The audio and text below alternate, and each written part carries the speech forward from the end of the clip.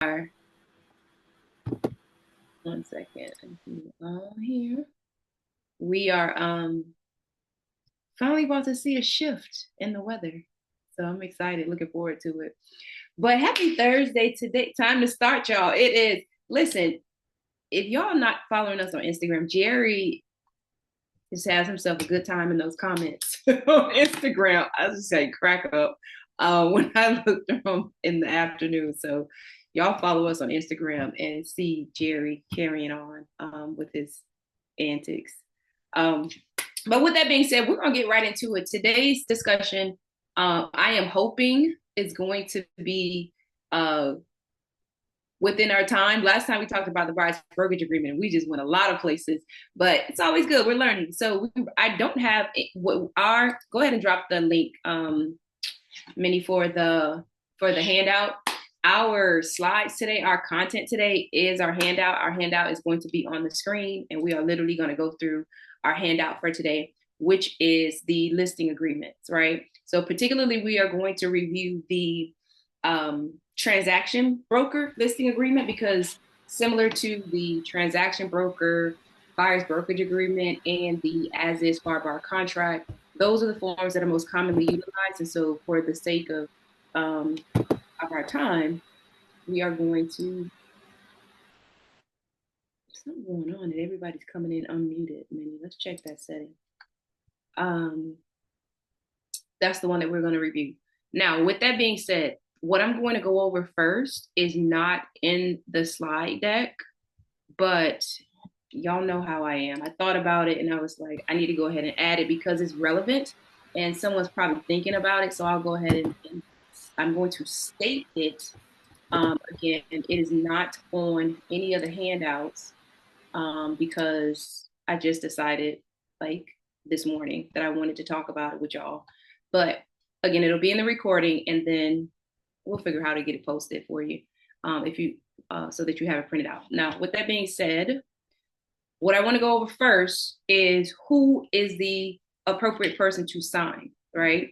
So we're talking about the seller side. So this will be the same as it relates to the listing agreement, the purchase and sale contract, and then of course the closing documents.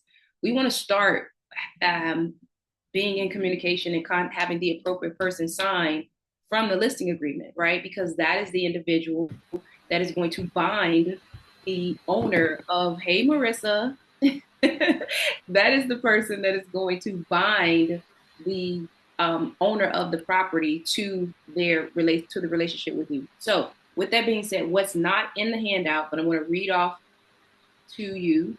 Can everybody else hear? Jan just said they can't hear me. Everybody else? Okay, Victoria said yeah.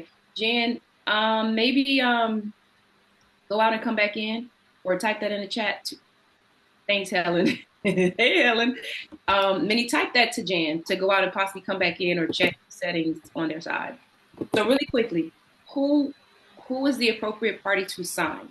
If your seller is individuals, something irked me. Minnie, make sure we hit that mute all as everybody comes in. For some reason, we don't normally have that, but this is set to have everyone unmuted as they come in.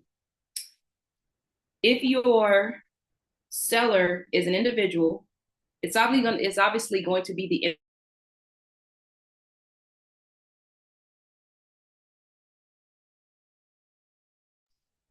you're going to check the pub as you're preparing for your listing appointments. You're going to check the public records, and whomever is showing as the owner, you want to make sure that those are the individuals that you're meeting with, and those are the ones that are going to sign the listing agreement.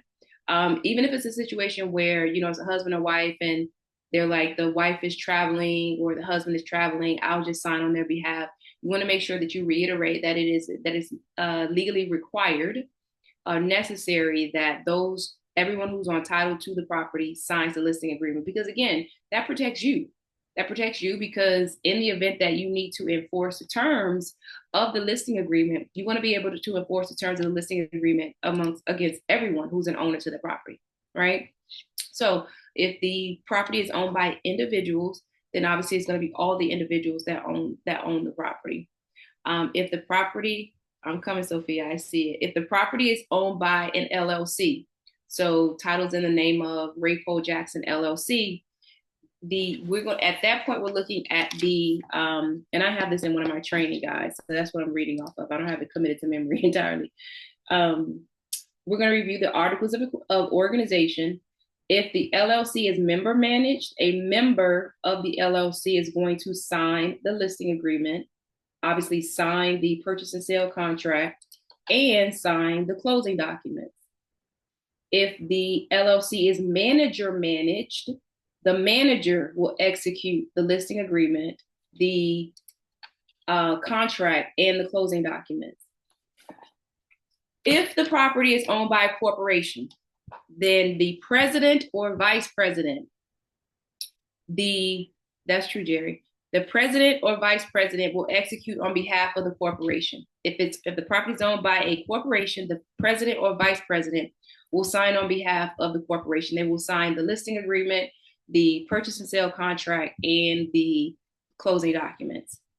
If the property is owned by a trust, the proper party to sign is the trustee on behalf of the trust, right? So Jerry Kopinski Trust is going to be Jerry as trustee on behalf of the Jerry Kopinski Trust. So whomever the trustee is of the trust. And lastly, when the property is held in an estate, I saw someone ask about a deceased individual, then it is going to be the personal representative of the estate. All right. So remember, again, I know that this is not written down anywhere as yet because it wasn't intended to be part of our discussion today, but it's relevant. Thought about it. I figured I'd at least verbally share the information with you guys as we get into today's discussion. All right. So go back and listen to the recording. I'll go ahead and repeat it again. If it's an LLC, member managed, it's going to be a member. If it's manager managed, it's going to be a manager of the LLC. Corporation is going to be a president or vice president. Trust is going to be the trustee. If it's an estate, it's going to be the personal representative of the estate. And I guess the last point that I'll add to that is the named individual, the named party, if it's an individual, will be the individuals. The named party, if as seller, if it's an LLC, will be the LLC. If it's a corporation, it'll be the corporation name. If it's a trust, it'll be the trust name.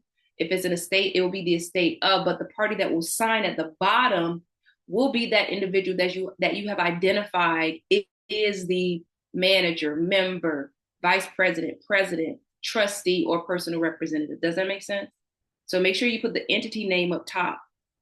And just in the signature block, make sure you name the individual that is signing on behalf of the entity.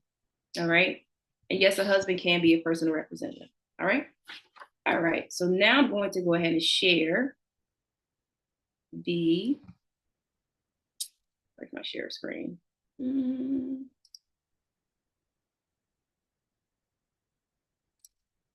guys make sure you grab the handout because we're going to just go through that really quickly.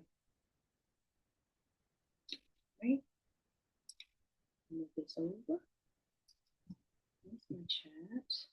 Put my chat back up. You're welcome, Sophia. And then as we go through this, any other questions that you guys have, drop them in the chat. And just for sake of efficiency, I'll go ahead and answer them at the end. All right. All right. So for those of you that are just coming in, I mentioned at the beginning of the training that today we're going to review, in your handout is all 4 forms of listing agreements. It's going to be the transaction broker, consent to transaction broker, single agent, and no agent relationship listing agreement templates.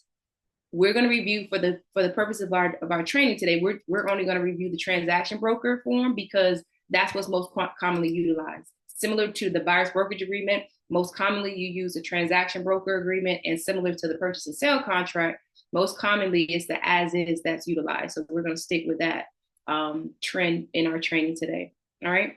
So this is one of the most self-explanatory templates I think that we utilize is with regards to the listing agreement. So I'm literally just going to highlight just some important areas of it that I want to make sure that you don't miss as you are reviewing.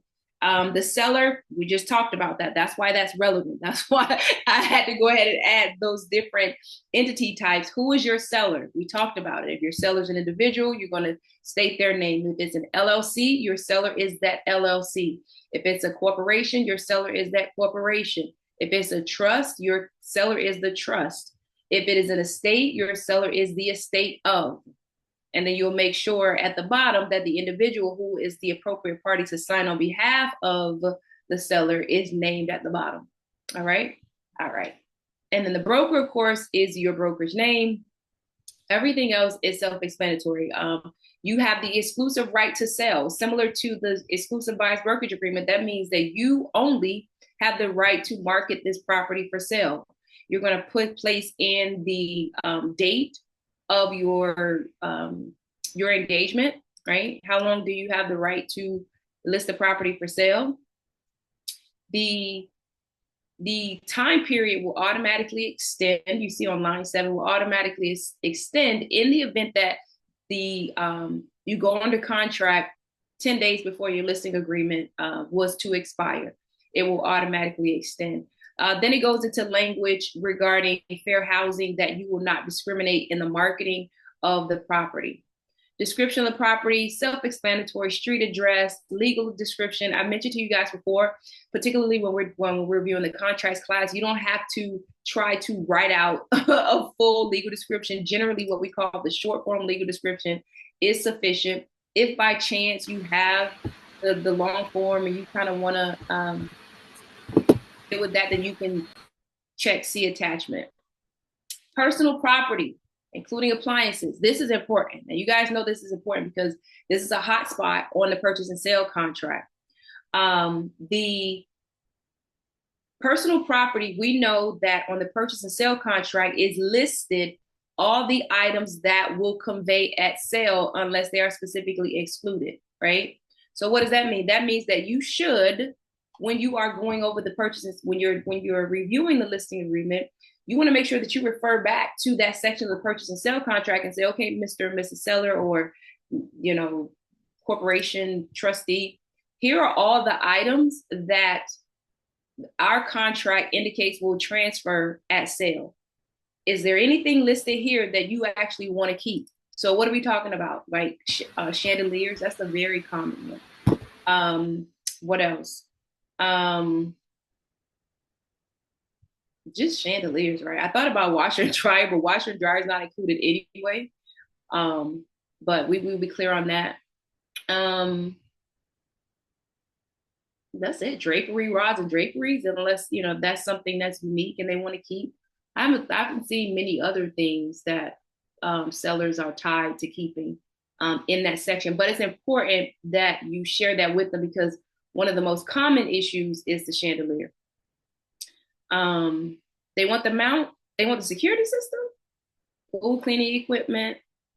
Yes, true. Well, that's additional items. So y'all look at the chat. Your colleagues are dropping some items in the chat.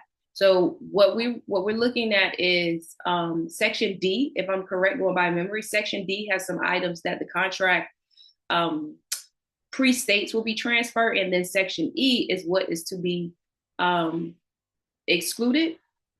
Section D is what you would also include, and that's where we put washer and dryer, pool equipment, barn doors. People are taking barn doors, Howard. Oh wow! I had one. It caused a lot of problems because I represented the buyer, and the buyer, we just assumed that the barn door was going to be there because it was the door. And Yeah. when we went to do the final walkout, the sellers had taken it and left huge holes in the wall where they took the mount and everything. And they took off the giant big screen TV that was attached to the wall and all the mount and all of that, which wasn't excluded on the MLS. The doors for sure should have remained. The TV, they can take the TV, but they're not supposed to take the mounts. That was added in the last few years, along with the exercise equipment. So they had, so we ended up negotiating for them to at least come back, fill in all the holes, and paint those walls that they left damaged like that. That's crazy. I've never, well, that's not true. That's not true. That's not true. There was a property where the seller removed the front doors. They switched them out because the doors were like custom. But that is that's what you call a fixture, right? That's part of the property, so that should not have been removed. So luckily, they accepted that as the settlement of the issue, but that could have been a big issue. Refrigerator in the garage. Yep, yep, yep, yep. Section C, occupancy. Property is or is not currently occupied. This is important. It doesn't happen very often, but it has happened, not on any of the deals that our office is closed, but I've gotten a call from a buyer who, um, for whatever reason, they closed, they realized that there was a tenant in the property. But what's important here is not so much the occupancy, but what needs to happen at closing with regards to proration of funds, right? The landlord likely has collected a security deposit. They may have collected rent already that needs to be prorated to the new buyer, and that did not happen, right? That did not happen at closing. And so here on the listing agreement, on the purchase and sale contract, there's a section to identify that the property is currently occupied, and then there's instructions on what information needs to be provided to the buyer with regards to that. All right. Section 3, price. What's the purchase price you're asking for? Financing terms, cash, conventional, VA, FHA, other. Like what are the financing terms that the seller is open to? There may be a seller that says, I don't want FHA or VA. It's too picky. Well, however, whatever their choices are, that's what you will mark there. Now, of course, that's not something you want to do, right? You want to make sure that the market, that your buyer pool is as large as possible. And so you want to make sure that that your that you make that as open. You would select all of those. Seller financing.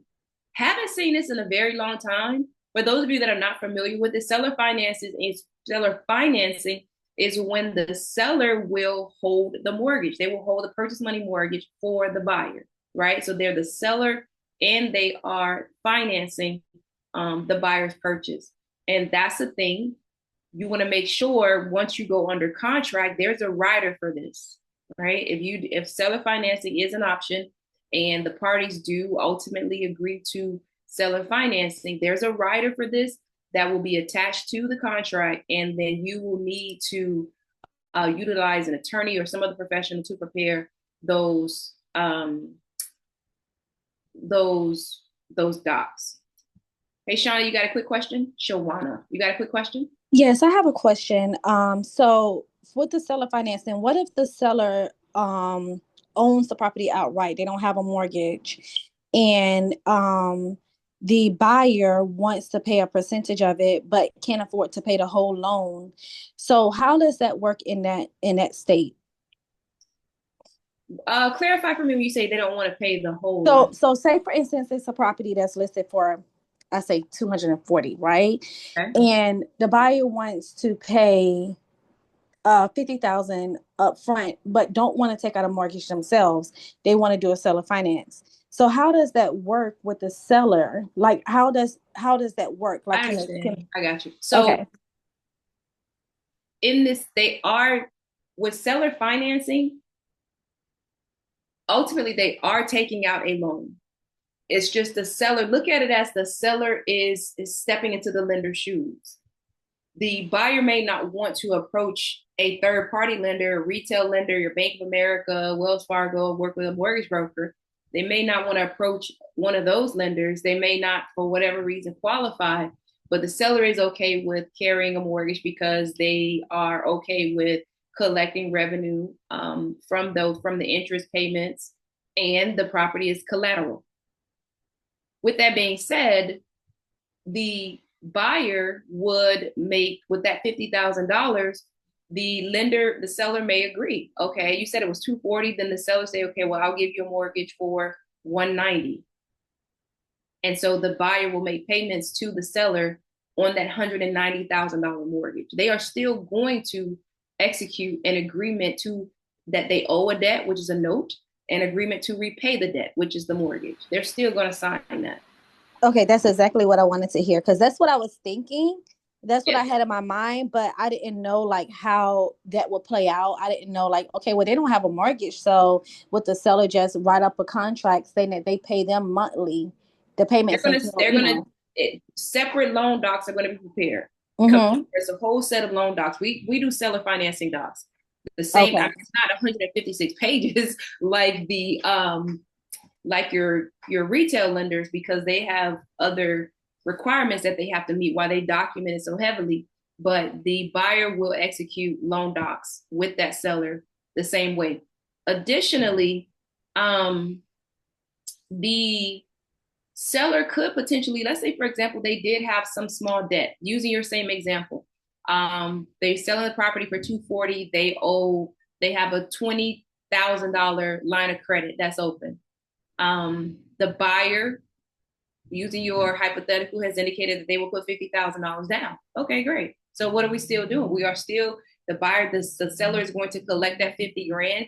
20 of it is going to go towards paying off that existing home line of credit, 30 to his pocket. 190 will be the mortgage that the buyer will begin making payments on at the terms that they agree to with the seller. Perfect. Thank you so much. That was exactly what I wanted to hear. Thank you. No problem. Great question. The other financing term is assumption of existing mortgage. This is where for a seller and owner who has already confirmed that their current lender will allow the new buyer to step into their shoes as the borrower on a loan. That's what assumption of existing mortgage means. And you will fill in those terms. Again, as you see here in line 29, lender approval of assumption is not required or unknown. And so the seller would need to verify that with their lender before they market that as a financing option. Now, I will tell you that in the event you have a seller that can market this as a financing option, that is a huge benefit, because not only do the idea of this is to, for the most part, get the same terms that that seller had at the time that they acquired the property. So a seller that acquired a property during COVID, where interest rates were 2%, 3%, and they are offering assumption of mortgage as a financing option, that's huge, right? So that's what that means. Seller expenses. Seller will pay mortgage discount or other closing costs or concessions not to exceed what dollar amount. This is where you get into having the conversation about a dollar amount that the seller is willing to offer to a buyer. This is not the same as the commission. We're going to talk about that in the later section on the listing agreement. This is concessions. Now, it can be used for the buyer can use it towards their buyer agent's compensation, but this is specifically talking about just general closing costs. This is for the purposes of our conversation right now. No, this is not the same as the compensation being offered, because there's another section in the listing agreement for that, right? Your obligations, you agree to make diligent, continue efforts to sell the property in accordance with the agreement until a sales contract is pending on the property. This includes, except when not in seller's best interest, cooperating and communicating with other brokers and making the property available for showings. Self-explanatory, straightforward. MLS, this is a whole big talk with MLS. In general, you're agreeing that you're going to place the property on the MLS within 1 business day, right? Unless the seller directs you otherwise. We know the whole conversation with Zillow and Compass about if you don't put it up right away, and what that whole debate back and forth is, but that's a general context of that language. Here, the broker's authority, how does the seller authorize you to market the property? And then it just provides very straightforward marketing options, right? Wherever the seller is directing you to limit the marketing on the property, is asking for initials. So for example, here in 6B3, seller understands and acknowledges that a seller selects option 6B1 up here, where the broker is not authorized to display the property on the MLS, which is our biggest search portal. you understand that it will limit the marketing on the property only to your office. And so the seller has to initial that they understand and agree to that. Subsection C says that you obtain information related to the property's mortgage, related to mortgages that are on the property. General, I mean, you could generally do that by, you can ask your seller for a payoff statement if they're interested, if you can go on the public records. For the most part, what's most important for you guys as it relates to present mortgages is when you are working through coming up with a seller net sheet. And you guys know we have a closing cost calculator that you can utilize. And I really suggest that you guys learn how to navigate using our closing cost calculator so that you can provide those numbers real time, right? As you're conducting your consultation with the seller. It is a highly useful, I mean, you look very sophisticated, right? Instead of going back saying, hey, title, can you give me a draft HUD? Use the closing cost calculator, make yourself look very sharp. All right. Provide a suggestive, guys. Keep dropping your questions in the chat. We'll go ahead and answer those right at the end. Provide an objective comparative market analysis information to potential buyers, a CMA. What type of locking system will the seller approve? A lockbox. They're being advised to make sure that they remove all valuables. Withhold verbal offers. What type do they not want to hear about verbal offers? Or withhold all offers once seller accepts a sales contract for the property, if that is what you're being directed to do. And then subsection F, this is how you're clear. You're acting as a transaction broker. This template is clear that you're acting as a transaction broker.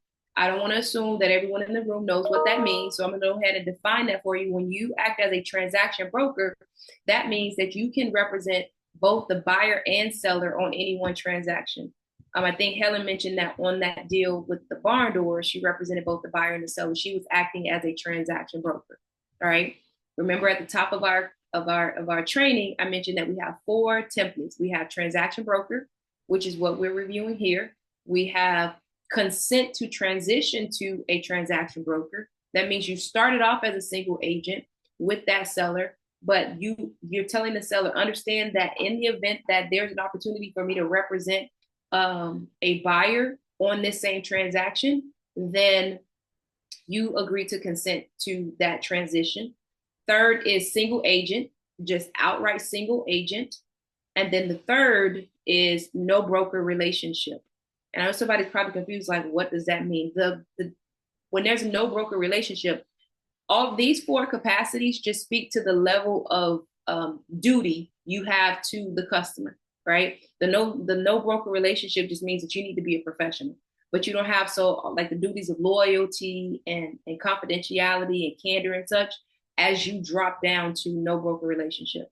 Okay, so again, here in the paragraph subparagraph F is where you're clear that you are acting as a transaction broker. Virtual office websites. Let's go ahead and read this out. Some real estate brokerages offer real estate brokerage services online. These websites are referred to as virtual office websites. And automated estimate of value or reviews or comments about a property may be displayed in conjunction with the property on some VOWs. Anyone who registers on a VOW may gain access to such automated valuations or comments and reviews about any property displayed on a VOW. Unless limited below, a VOW may display automated valuations or comments and reviews about this property. Do you or do you not authorize seller this property to be listed on a VOW? That's all that section says, right? So paragraph 6 was your obligation. Paragraph 7, seller's obligations. Everything you would expect. Cooperate with your duties in carrying out the purchase of the agreement, including referring immediately to broker all inquiries regarding the property's sale, whether by purchase or any other means of transfer. So similar to the buyer's brokerage agreement, this listing agreement is saying if anyone reaches out to you about transfer, about purchasing or acquiring the ownership interest in this property, that you will refer them to me. Because you guys do remember, for example, there's various ways of acquiring an interest in the property. And so if the seller is going to make that agreement with anyone, then you've done your job and you need to be compensated for that. All right. Recognize that private broker may be subject to additional MLS obligations and potential penalties for failure to comply with those rules, such as like example we mentioned, you know that you can't put compensation in the MLS, right? That's the most common thing. Provide you with keys, inform you before leasing, mortgaging, or otherwise encumbering the property. Leasing, yeah, most sellers are not going to tell you about mortgaging the property. I've just not had it happen. Now that's the issue. They should know that, because guess what? We've had properties come in where the seller owed more than they were selling the property for, and wasn't necessarily a short sale. They figured it out, but they were bringing cash to closing. So you do want to make sure that this is not going to be a monkey wrench in your deal if your seller goes out and adds debt to the property, right? Indemnify you as a broker, hold you harmless for losses, damages, and costs, expenses of any nature, including attorney's fees, and from liability to any person that you incur because of the seller's negligence, misrepresentations, actions, or inaction. Because of the use of a lockbox, the existence of undisclosed material facts about the property. This clause will survive broker's performance and transfer of title, right? Use of a lockbox. Now, I got to tell you, I don't want to speak anything good, meaning use a lockbox, something gets stolen. That's not you're not responsible for that, right? That's an example. Subparagraph F, the seller is going to perform any act reasonably necessary to comply with FIRPTA. FIRPTA, FIRPTA, we know that's the acronym for Foreign Investment in Real Property Tax Act. Foreign Investment in Real Property Tax Act. This is applicable when your seller, to put it in most layman's term, does not have a U.S. tax ID or EIN number. The government doesn't have a way to track their tax liability. That's all they're saying. That's the most basic explanation of FIRPTA. And so if the seller does not have a tax ID number, social security number, at this juncture, you should be having a conversation with them. Most sellers who fall within purview of FIRPTA, they know it and they're familiar with the rules of it. But whether they're familiar with it or completely unfamiliar with it, you want to be putting them in contact with the CPA because they have obligations. Now, there are, what do we call it? There are exclusions, ways that the property could not be, or exemptions, that's the word I was looking for. There are some elements that even if a seller does not have a social security number, does not have an EIN number, the transfer can be exempt from IRS taxes. That's usually if the sale is about $300,000 or less. The buyer must be an individual, meaning it can't be an entity, can't be an LLC, can't not be a corporation. Like Jerry asked earlier about an LLC being able to have homestead. No, they cannot have homestead. An LLC cannot have a homestead interest, which ties into this FIRPTA concept because that's why an LLC does not satisfy the exemption standards for FIRPTA. Again, the exemptions from FIRPTA are property is going to be sold for $300,000 or less. The buyer will be an individual who intends to utilize the property themselves or a close family member for at least half of the upcoming 2 years. And so why am I making that point? Again, if you guys are working with foreign sellers, you need to know this concept and be prepared to have a conversation because in the MLS, your buyer, their strategy may be to not accept an offer from anyone except someone that will allow them to be exempt from FIRPTA withholding. And that's fair. That's fair, right? They're like, you know what? This has to be a buyer who meets the requirements and willing to sign a FIRPTA affidavit because I don't want to be subject to FIRPTA withholding. So this one liner kind of tucked in here can get overlooked, but it's important. Make sure you guys take a look at it. Make sure you discuss this with your sellers. And again, to have a handle on it will show that you are informed, very sophisticated, and professional. So this line you say, Mr. and Mrs. Seller, we are subject to FIRPTA. FIRPTA stands for Foreign Investment and Real Property Tax Act. What that requires is simply that if a seller does not have a U.S. Social Security number or EIN number, then there must be withholdings at closing. Just want to confirm, you do have a U.S. Social Security number or EIN number, correct? Correct. If not, do you have a withholding certificate? Withholding certificate is the seller having already communicated with the IRS to determine how much is to be withheld from their proceeds to satisfy their tax liability. I've not yet, honestly, I'm trying to think. I don't know that I've yet had a seller that had a withholding certificate at closing.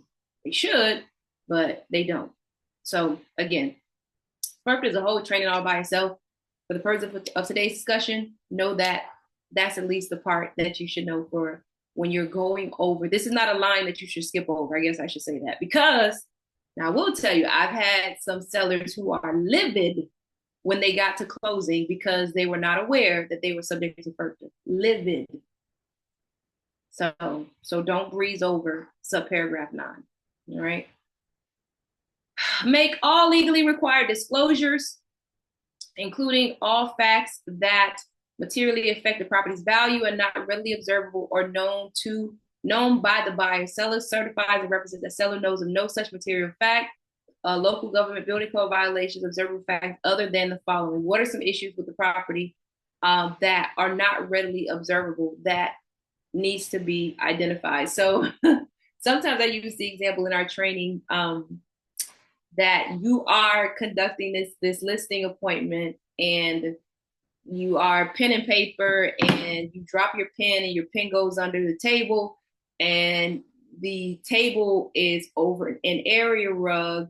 You drop your pen, you go under the table to grab the pen, and the seller said, hold on, Minnie, do not, Angela, do not. I have this little grabber here. I'll grab your pen because you will fall through the floor if you go one step further. You're like, what?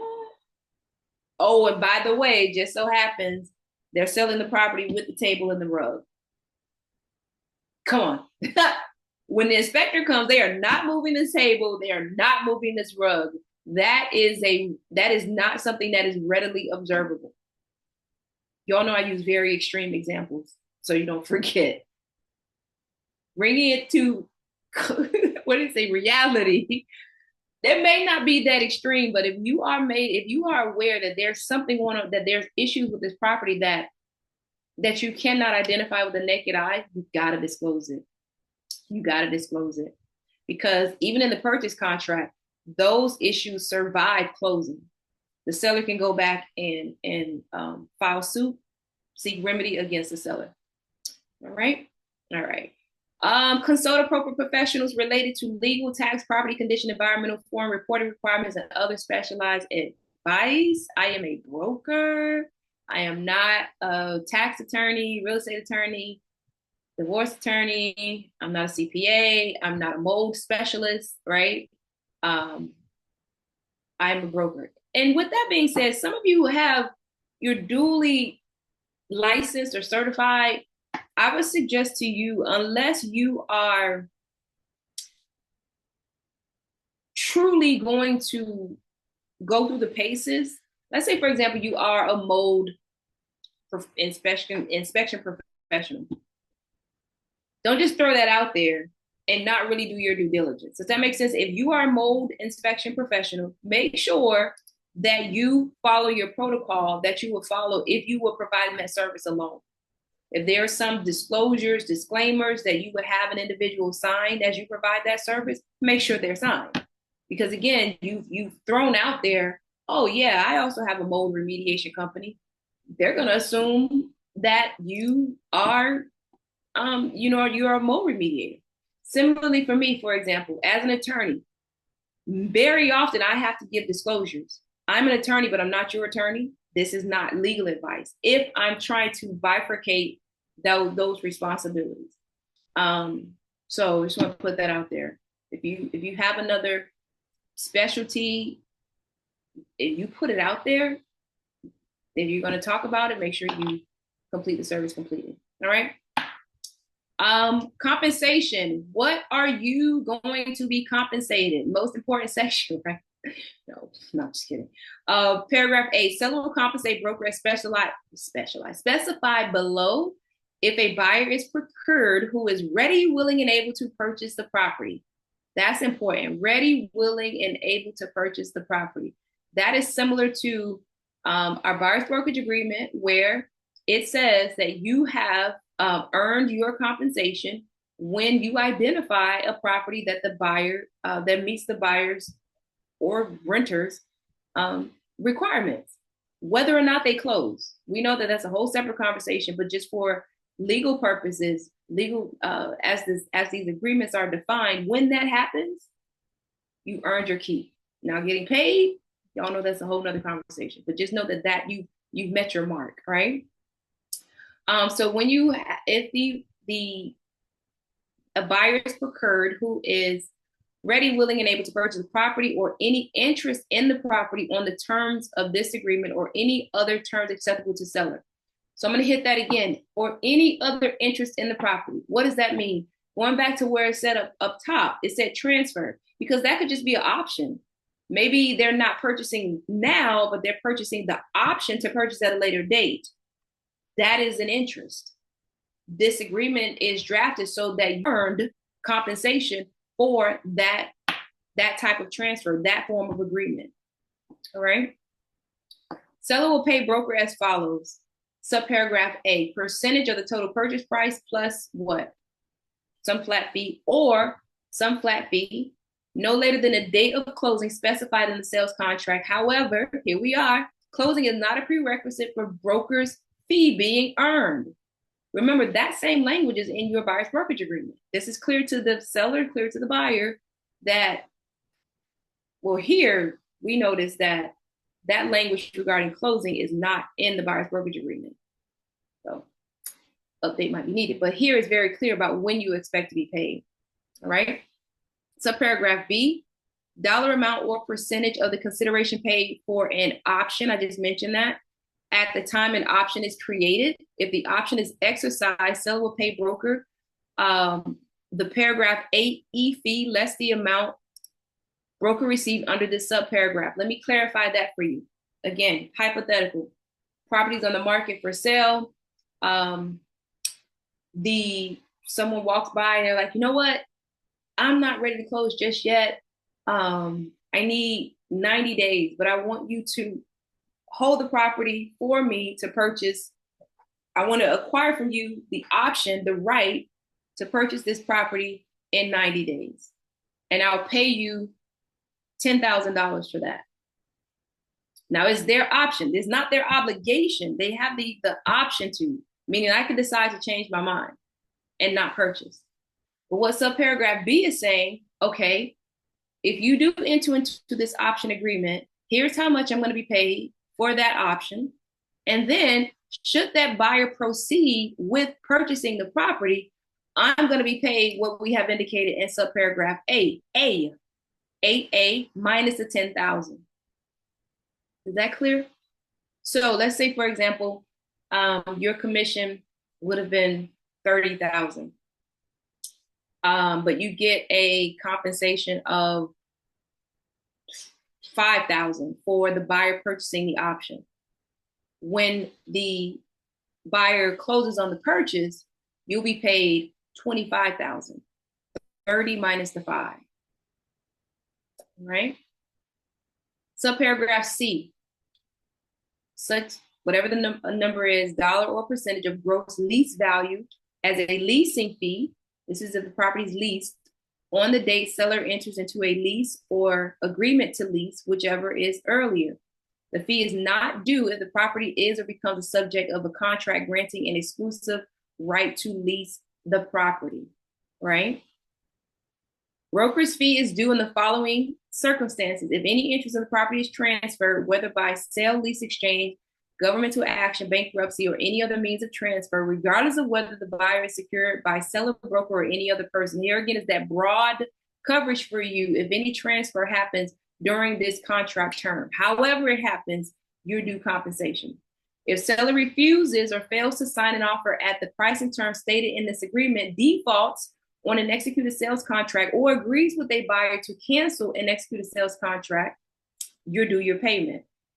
Subparagraph 3, if, or option 3, if within however many days after termination date, and this is your protection period, seller transfer or contracts to transfer the property or any interest in the property to any prospects with whom seller, broker, or any real estate licensee communicated regarding the property before the termination date. Again, very broad coverage. You've had a conversation with these folks. You knew about them during the time that I was representing you. I'm due compensation. If you consummate a transfer, a purchase, transfer of any interest after this listing agreement terminates, right?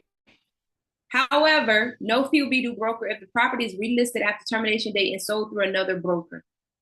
So this is where I strike through personally. It's your decision because for me, if you allow this, you can just circumvent. Then they can just circumvent subparagraph, this last section of paragraph D.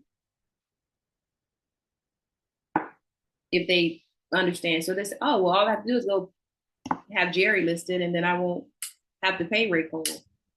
Won't happen on my watch because I strike through this and initial. Right. Okay. Hey, Ray Cole. Okay, so this is Kiana. So we as the agents can strike certain things out of the contract and have seller sign or initial. Absolutely. You would do that, Jerry? Yes, you can. I'm sorry, I was responding to Jerry. Yes, okay. Yes, Kiana, you absolutely can. And then to your point, guys, note that these are templates. These things can be stricken through, added to. This is just a guide for you, right? So if you have, legal counsel or legal experience or however, if you just chat GPT, I'm not suggesting that, I'm just saying. Yeah. Thank you. No problem. Very good question. Very good question. Mm-hmm.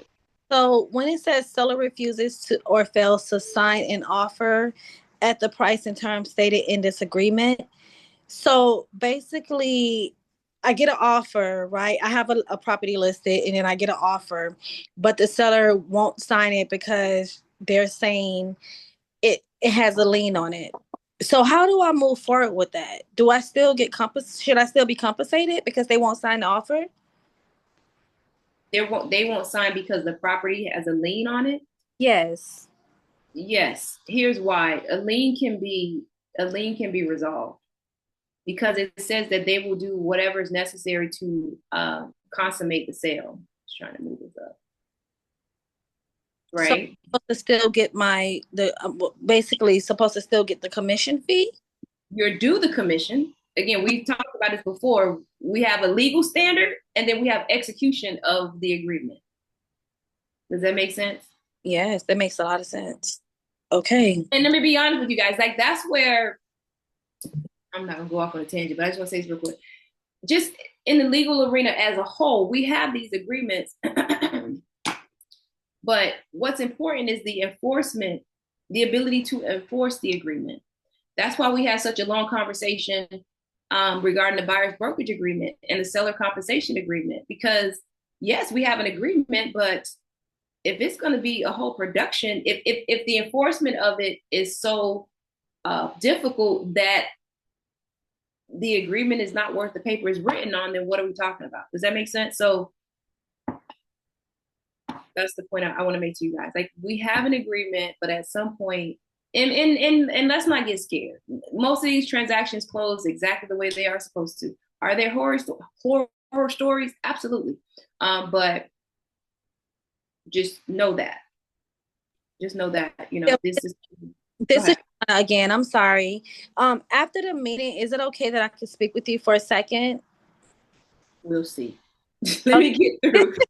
Don't do it like that, please. I do have something scheduled after, but catch my email. It's fine that you asked. Minnie, shoot, if you, wait, I think it should be in here. My contact information is about the end of the handout. Shoot me an email and I'll coordinate a time with you, but that's fine. Okay, thank you. Okay, not a problem.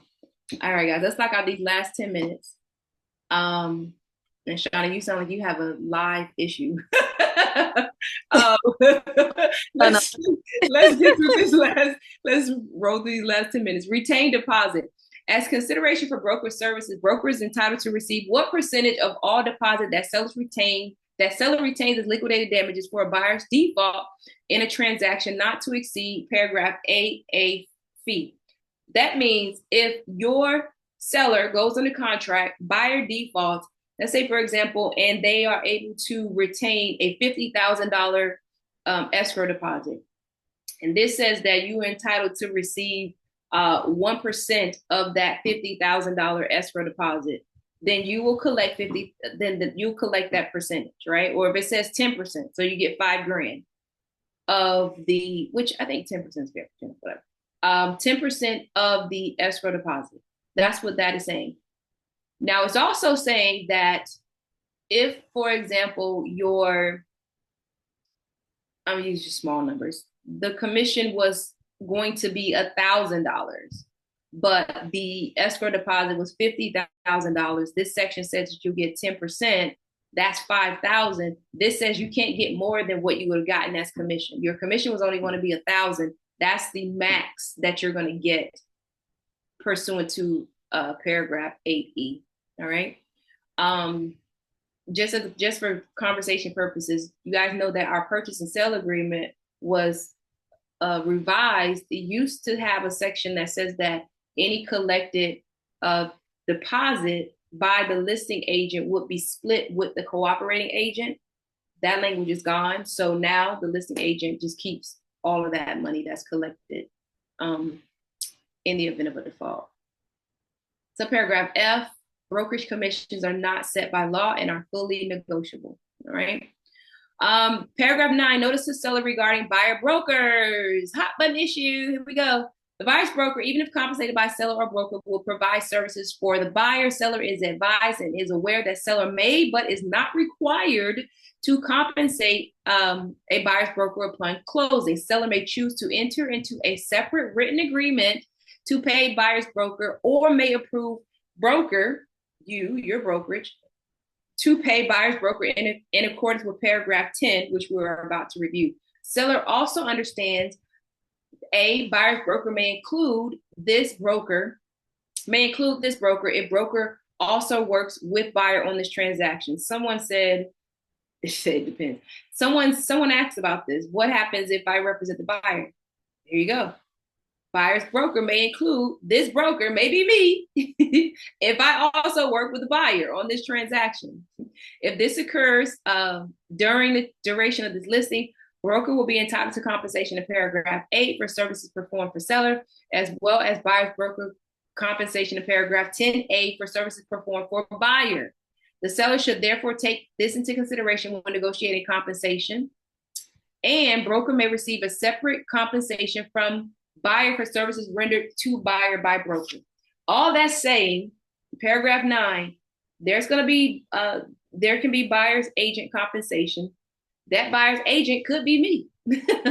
And you would sign there, and I could potentially be paid by, and this compensation for representing the buyer is separate from what you're paying me for representing you as a seller, and what you pay me for representing the buyer could also be in addition to an additional amount that the buyer will also pay. Kiana, what's up? So if acting as a transaction broker, does that require me to have the buyer still sign the buyer's agreement? Absolutely. Okay. Absolutely.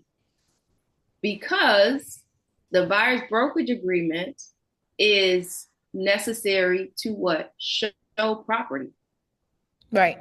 That's your standard, whether in person or virtually, residential, of course. That's the standard. If you're working with the buyer, if you're showing property virtually or in person, you've met your standard for executing a buyer's brokerage agreement. Now, which form of buyer's brokerage agreement is dependent upon what your relationship is. But As soon as you hit the point where you're about to show property, you've hit the point where you need to execute a buyer's brokerage agreement. But let's say in the event I'm hosting an open house for my listing and a buyer comes in and they're interested in the property. In that scenario, do they still like? Good question. How does that work? Good question. Good question. I wish I could. We kind of running short. I wonder who has the answer. Who thinks they have the answer? And they want to say it really quickly. Trying to keep our time, but who thinks they have the answer? I would love to see if someone thinks they have the answer. No, going once, going twice. All right, I'll answer it really quickly. That's a very good question, Kiana. And I'm gonna tell you guys, this whole commission framework is a new thing, and there's a lot of if-thens. So let's listen to Kiana's question. Kiana says, I represent the seller. I have a listing agreement. I'm doing an open house. A buyer walks in, unrepresented. They're interested in purchasing this property, and I can help them. Do I need to sign a buyer's brokerage agreement? Well, let me take it back some. Let's take a couple facts off. Buyer walks into the property. They want to see the property. Do I need to sign a buyer's brokerage agreement with that buyer? Drop that in the chat for me. Let's start there. Yes. No, exactly. No. They've walked into your open house. No buyer's brokerage agreement is necessary when they've walked into your open house. Now, exactly. Buying is not an open house. Now, if in speaking to Kiana, she's standing in the doorway and they say, well, Kiana, there's a sign. I thought this had higher ceilings, but that house is for sale too. I see a sign out front. Can we go see that? Is a buyer's brokerage agreement necessary for Kiana to show that house? In the chat. Yes, exactly. It is. That's not an open house. She has met the threshold. She has met the threshold where she is showing residential property to a buyer in person. She's met her threshold. Now, what type of buyer's brokerage agreement? Again, that depends on her. You guys know you have many. You have the exclusive buyer's brokerage agreement, which is very broad. It's similar to this. We're going to work together until you find a house, all the way down to single property showing agreement, right? Now, fast forward, let's add the other facts that Kiana gave. Buyer walks in, unrepresented, they're interested, they tour the house. No, we've already said no buyer's brokerage agreement is necessary for them to tour the house, but now they want to make an offer. Is a buyer's brokerage agreement necessary? Yeah. Guess why? Why is it necessary? Drop that in the chat for me. Specifically, why?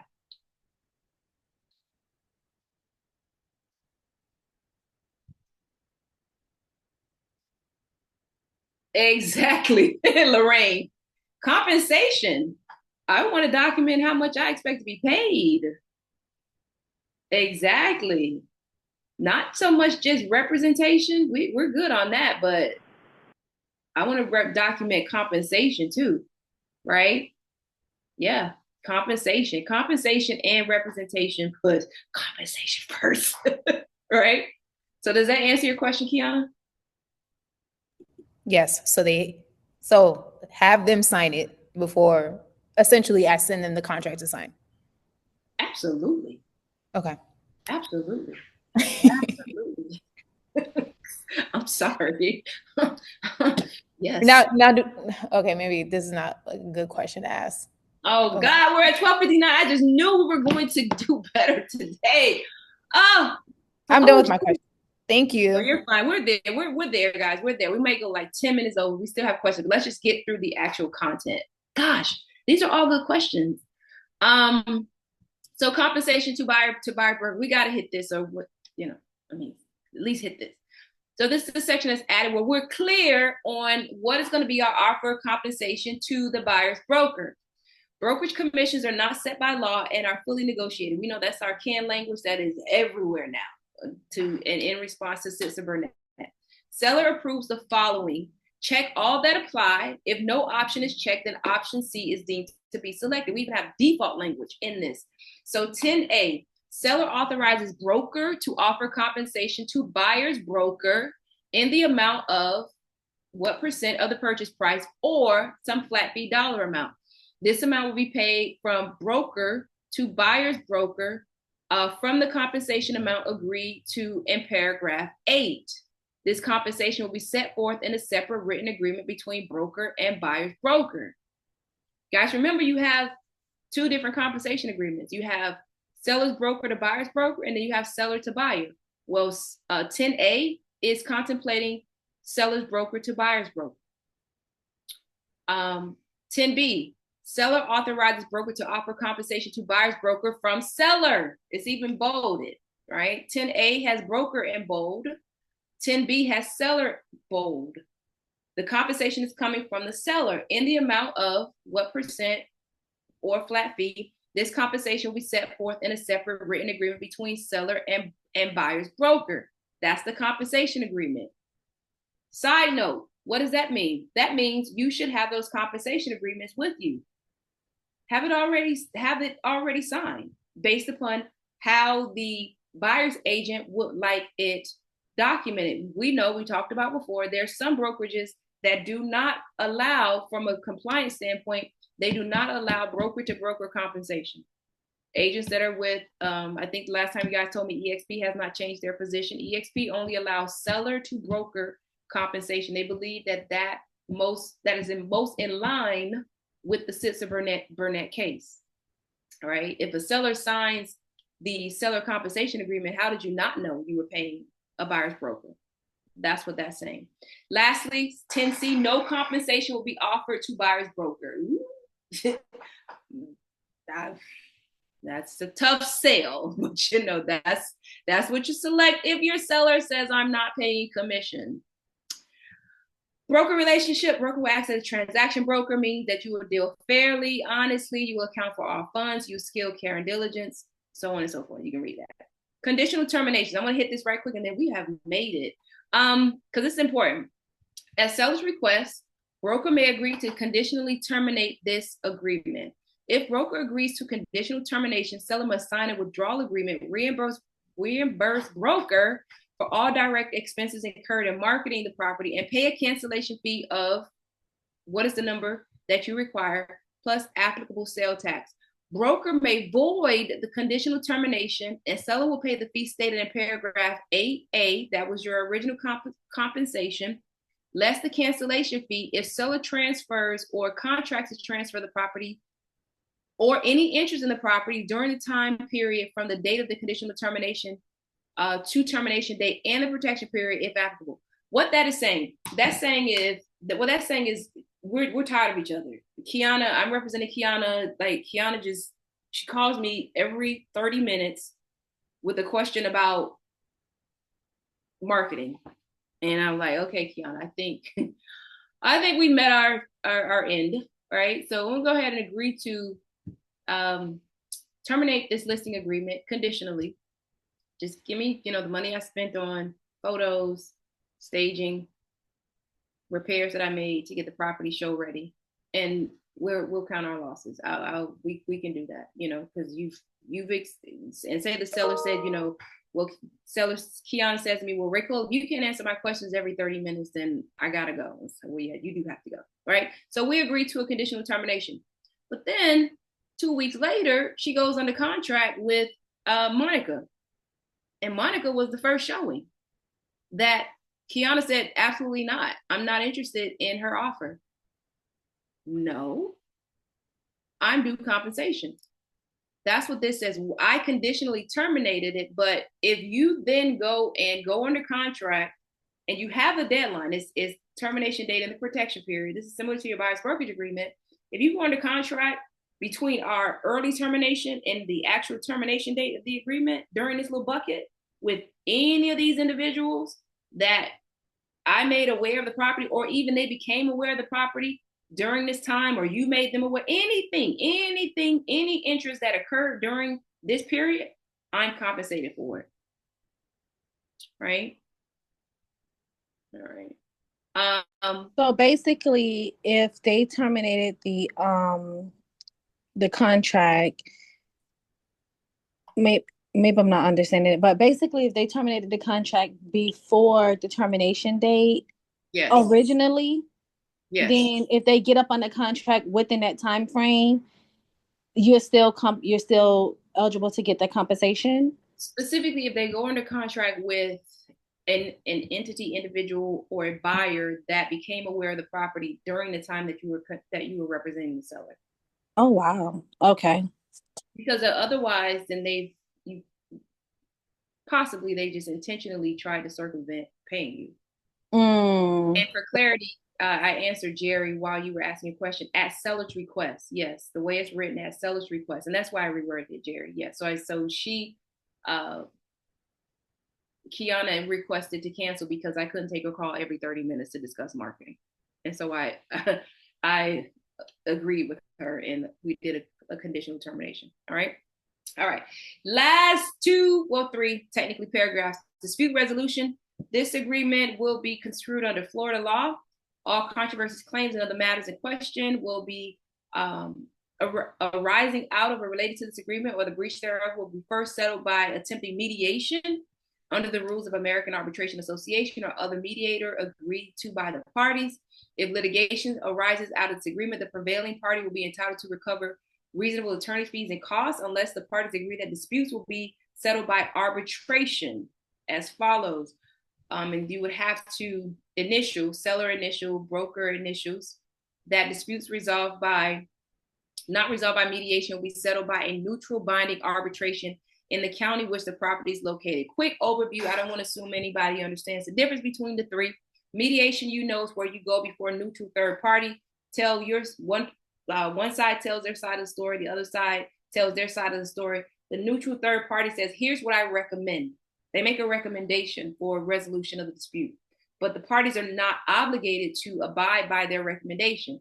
They could say, no, I think I'm entitled to damages. I'll take them to court. And of course, with litigation, you go, is what you see on TV, jury if you selected, judge, you have the whole shebang.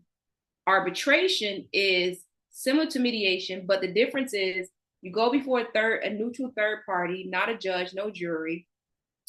One side tells their side of the story, other side tells their side of the story. The arbitrator makes a decision. All right. So mediation, low, here's a suggestion. Litigation, most expensive, most time consuming. Arbitration is in the middle, least expensive, least time consuming, but it's binding. All right. Miscellaneous, just legal terms. Agreement is binding upon sellers, their heirs, personal representatives, so on and so forth. And then the additional terms section. Woof.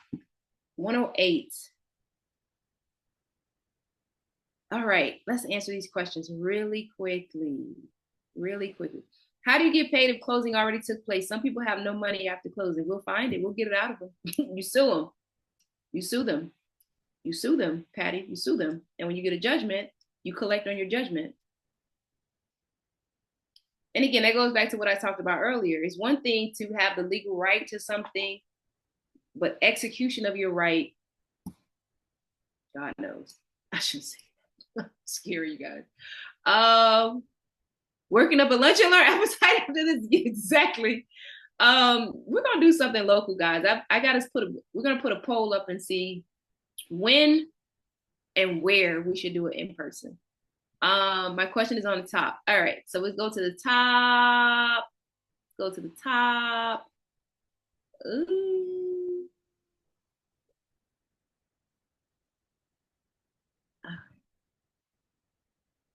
So do we have to always initial line 66 even when they don't check 6BI?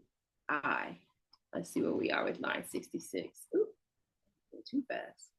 Line 66. I love these number documents. No.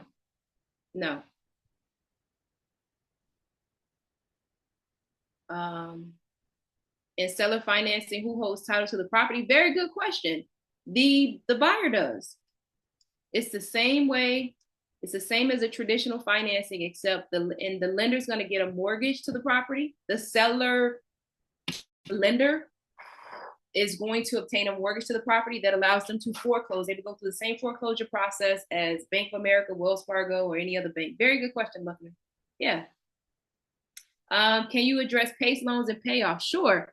The seller has we don't have as much of an issue anymore as we used to with PACE loans. They used to be kind of difficult to identify with that the property was subject to it, but now they do come up as a lien. Also, we have a rider. We have a rider to the contract where the seller is responsible for disclosing knowledge of a PACE loan and getting payoffs. Gotta go. It's good. It's good. Good. Good. Good. Good. Good. Good. Good. Good. I think we answered this question, Bridget, about representing both sides.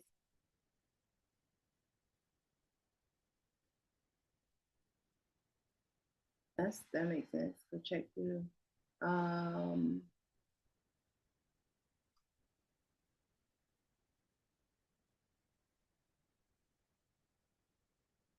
Do a part two. Oh, what, Vanya? Vanya's. Are there issues now? Who signs the agreement?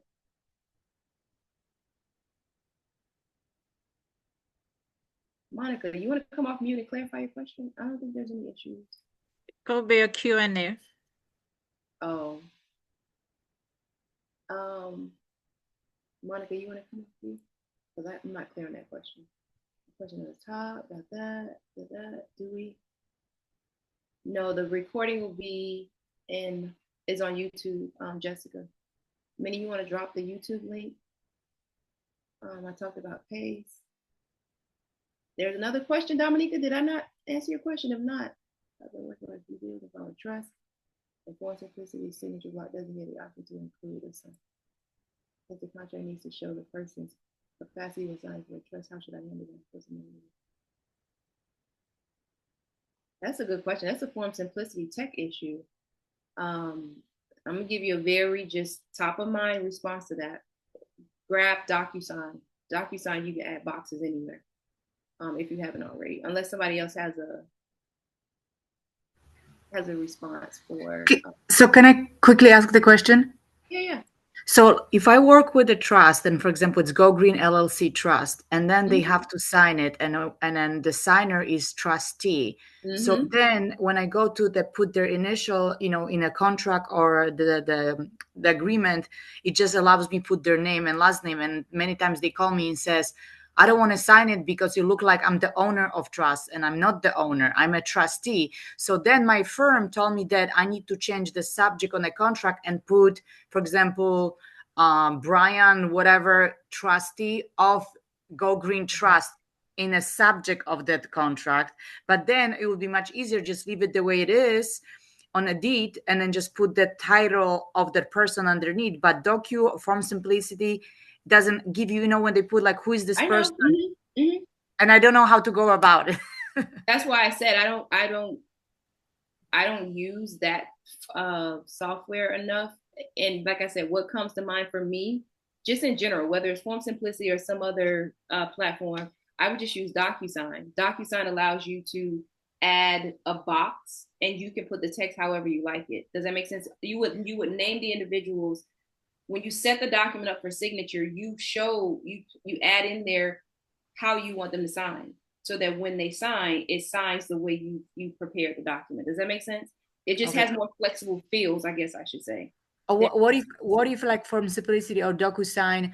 Because I didn't see that in DocuSign. Did you create like signature? And next to when they sign, or maybe on top of it, you create the box and you just put it in the information trustee. That when you scratch the contract, you can add things. What can I just put a little box and put trustee, and then underneath just leave the signature? I don't know. I'm just thinking that maybe I can edit manually. You can. I don't know that you can see in in DocuSign. I also use Sign Now. Those types of things, yes, you can edit manually. Put a signature box wherever you want. Put initials wherever you want. Versus with Form Simplicity, it's more structured. Additionally, not only can you indicate where you would like signatures with DocuSign, Sign Now, you can also again indicate how they're signing. It could be Mm-hmm. it could be completely inappropriate. It could be completely, when I say inappropriate, meaning like that's not the structure, but if that's how you say you want them to sign, then that's how it will sign the document. Does that make sense? So sometimes you may have to pull the document off of Form Simplicity just because it does not have the structure that you're Got trying it. to accomplish, and place it in one of these other electronic signing platforms. Okay, thank you. No problem. Last question. On our listing agreements, we have a yes or no. Uh-oh. On our listing agreements, we have a yes or no box next to line 65.